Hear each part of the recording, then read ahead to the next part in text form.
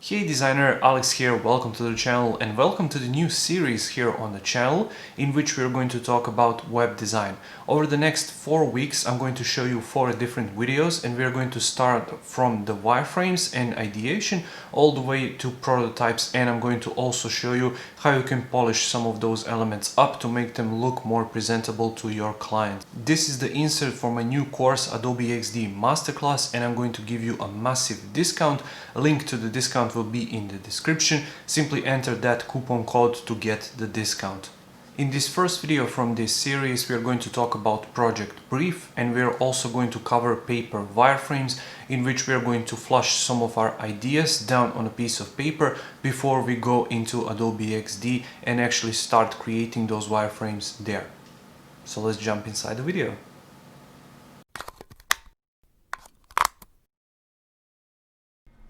So in the first video from this series we are going to start with the design brief, and obviously design brief is something extremely important because whenever you are starting a new project you need that design brief in order to understand what you actually need to design.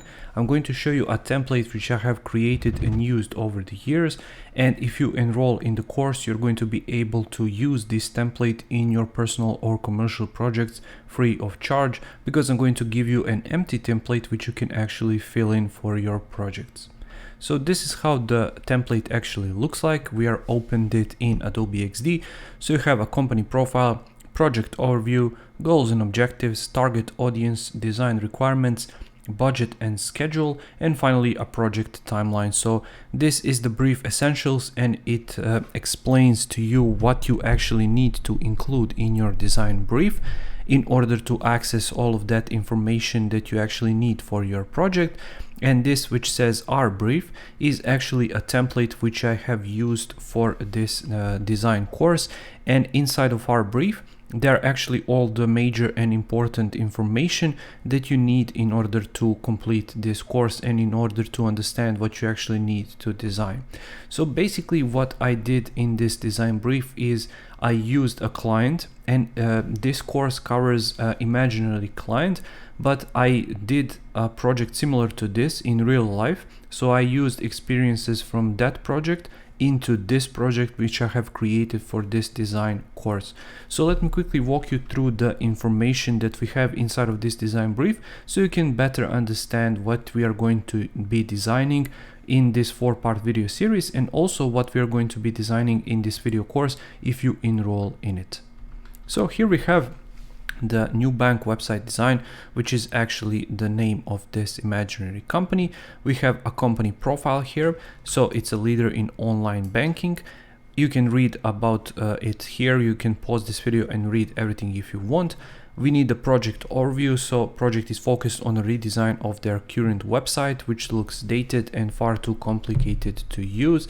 And that's basically the key differentiation between all of these projects is, are you doing a redesign of something which already exists, or are you creating something completely new from scratch?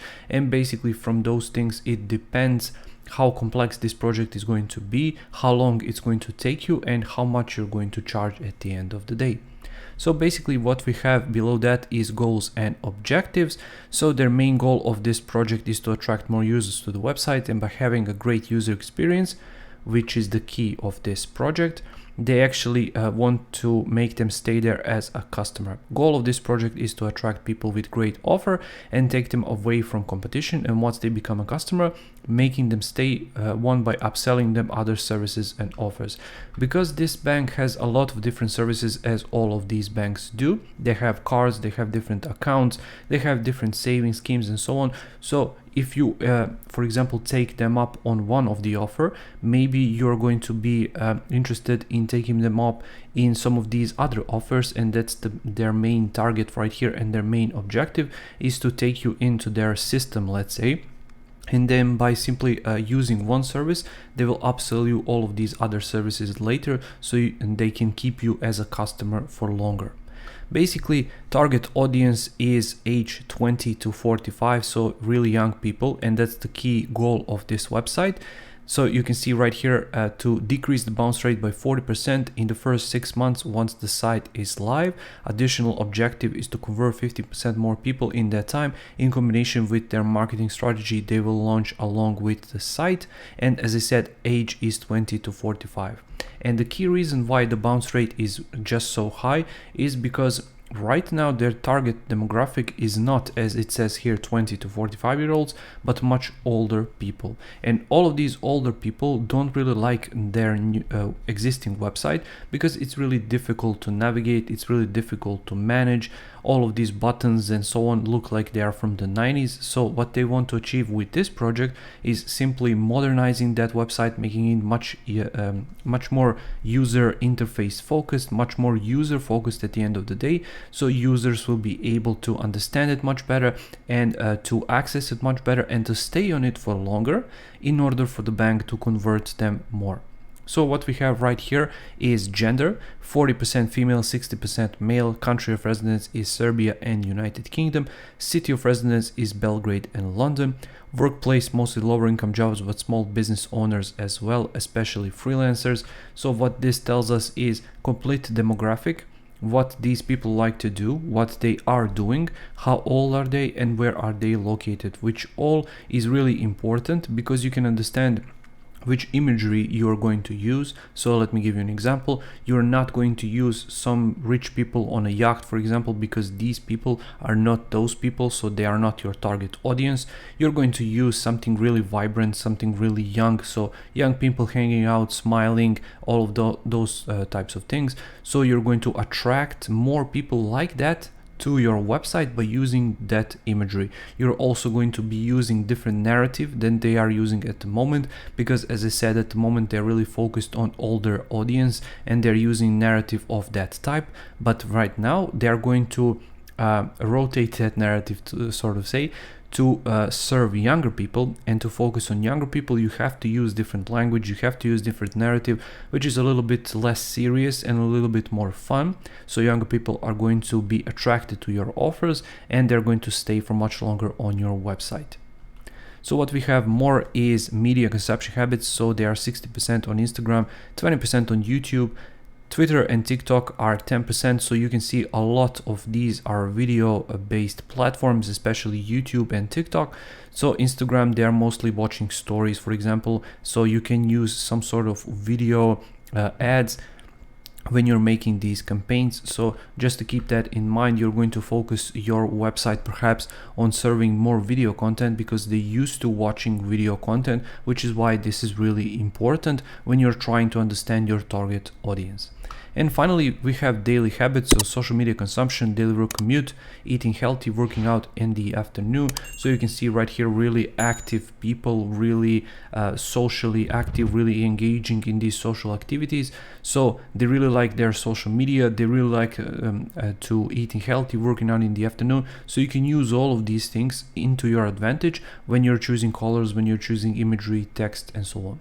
Finally, we have design requirements. So developers want us to provide dimensions. So we have to include the responsive design for desktop, smaller desktop, tablet, and phone, iPhone 12 size for mobile apps as well. In this course, we're not going to cover mobile apps, but in the later stages of this project, you can just imagine that you're going to take this website design and especially responsive design and then adapt it to work on, for example, iOS and Android platforms. So that's why that is there. File formats, we have Adobe Xd as the main project file, SVG for the icons, PNG and JPEG for images, and PNG is also for some of these icons if necessary, because some developers really like to work in PNG, but I much prefer to use SVG because it's infinitely scalable, it doesn't lose quality, and you can easily share it because it's much lower in size than these PNGs, and once again, it doesn't lose any quality while PNGs do.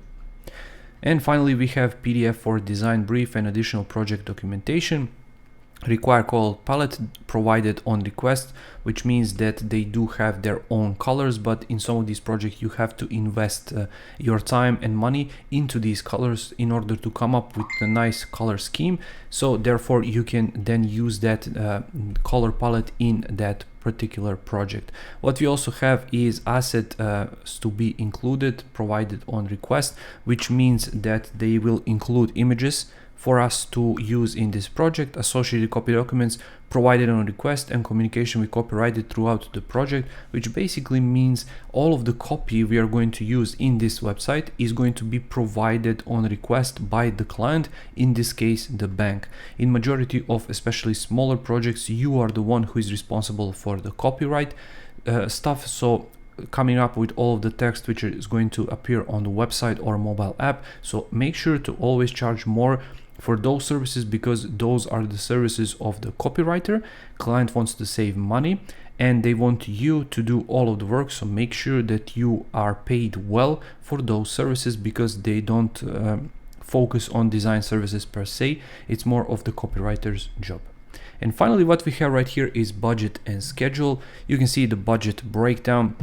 Total budget is $15,000, 5K before the start of the project, 5K when we start the design, and 5K upon completion.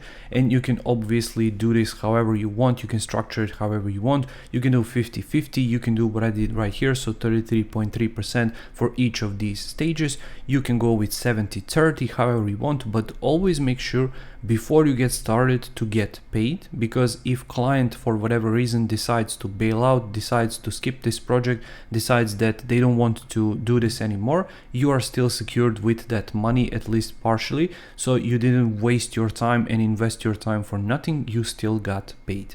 And finally, what we have right here is timeline breakdown. So project timeline is 6 months, additional time for revisions and asset changes for developers. So we have planning, research, audience, design, presentation, revision, and delivery. And you can obviously apply this template to whatever you are doing to make sure that it fits to your requirements and your design workflow and overall style of how you actually want to design this and how you actually want it to fit your design narrative. So once again, this is the template. So we have brief essentials, what you need to include in this design brief. We have our brief, and once again, if you enroll in this course, you're going to get this template to use in your projects, both personal and commercial, basically free of charge. Alright, so now that you are familiar with our design brief and what we're going to talk about in this video, as well as what is covered in the course, let me quickly walk you through the wireframing process. And in this video, we're going to talk about wireframes on the piece of paper. So I just went inside and randomly chosen the page from the original project, which is just extremely massive and it covers massive amount of these different pages.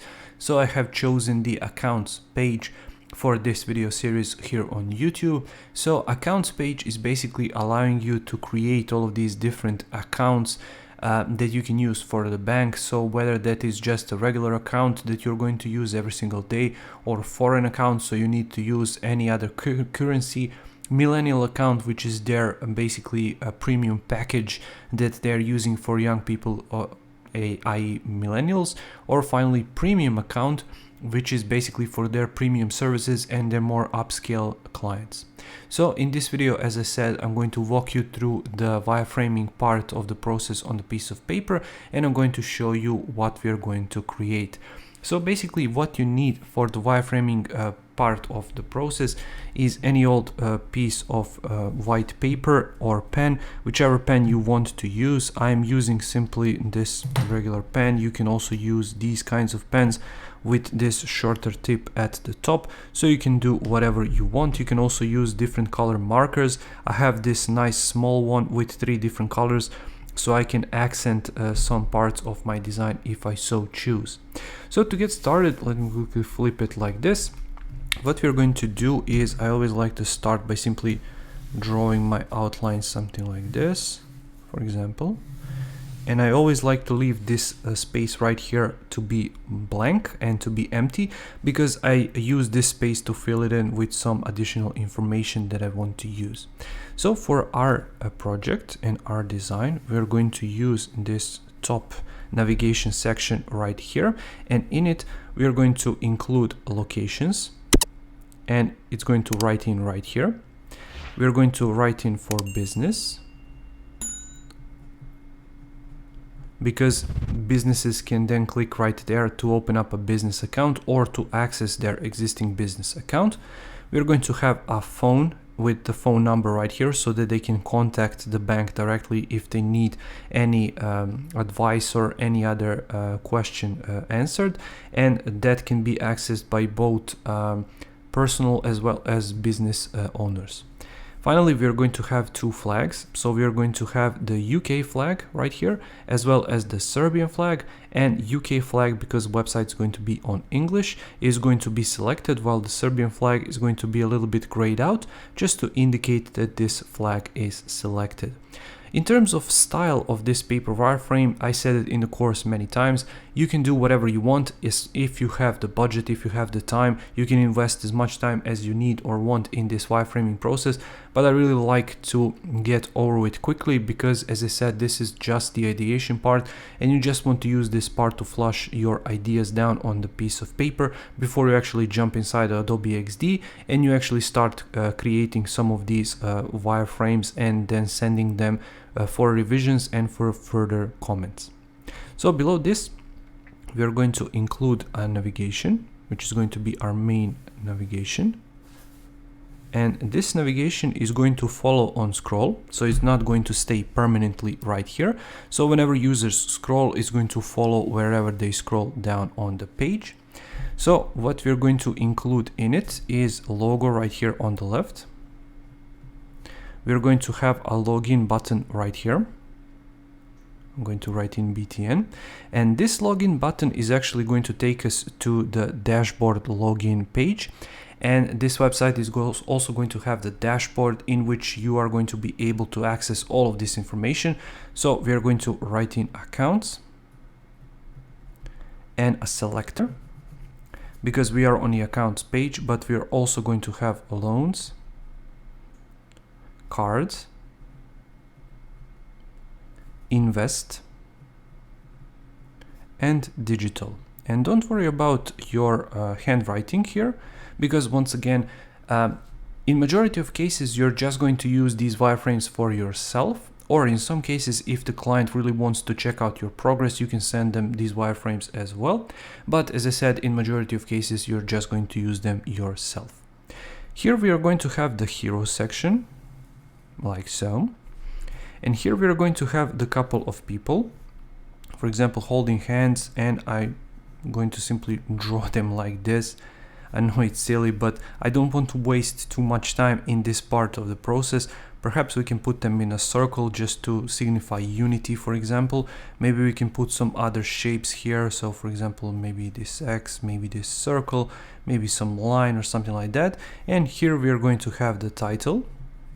We are going to have subtitle, or you can write in H1, H2, however you want.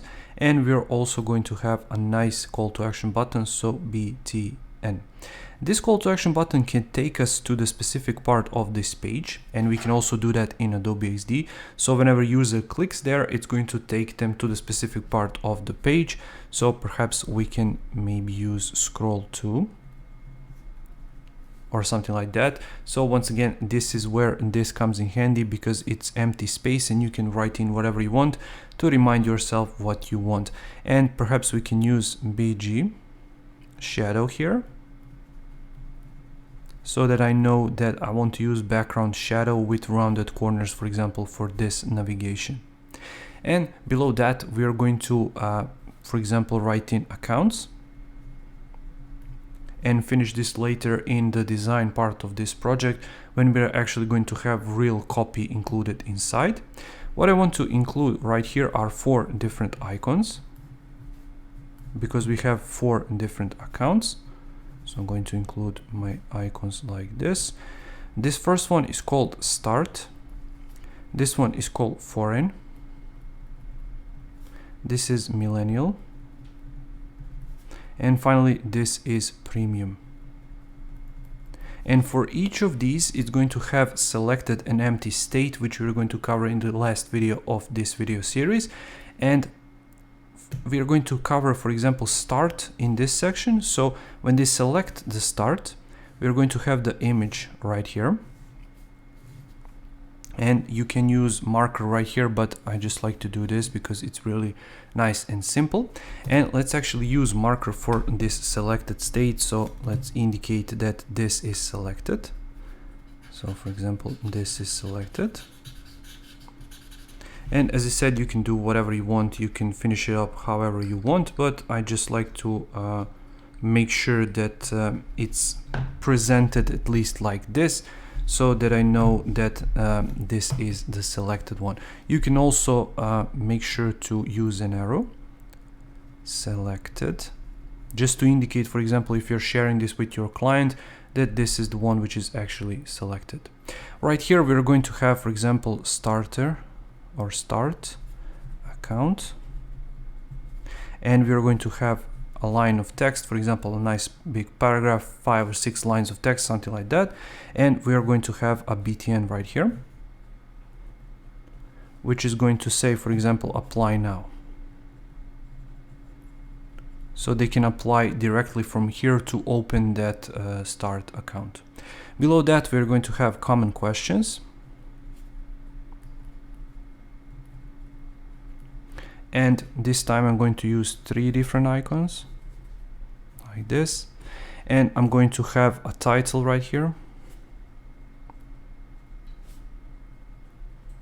This can, for example, be H3, and you can put a question mark there just to explore a bit more options. And you can include a text like this, for example,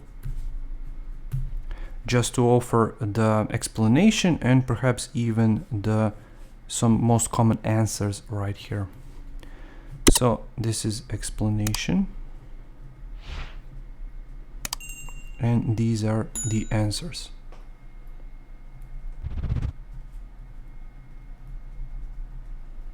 And finally, below that, we are going to have something like an info strip at the bottom. Maybe we can do something like this. We can include a logo here. Then we can include a location pin. We can include a mobile phone, and we can also include the email. So something like this, and each of them is going to have the information there. And finally, we are going to include a nice big footer here, which is going to cover all of this information that we have at the top. So for example, we can write in accounts right here. Then we can have loans, cards, we can have digital, and for example other, and we can have different links below for each of those. And finally, we can include additional logo right here in the center, or original copyright, whatever we want. And that's basically it. That's our wireframe completed on a piece of paper.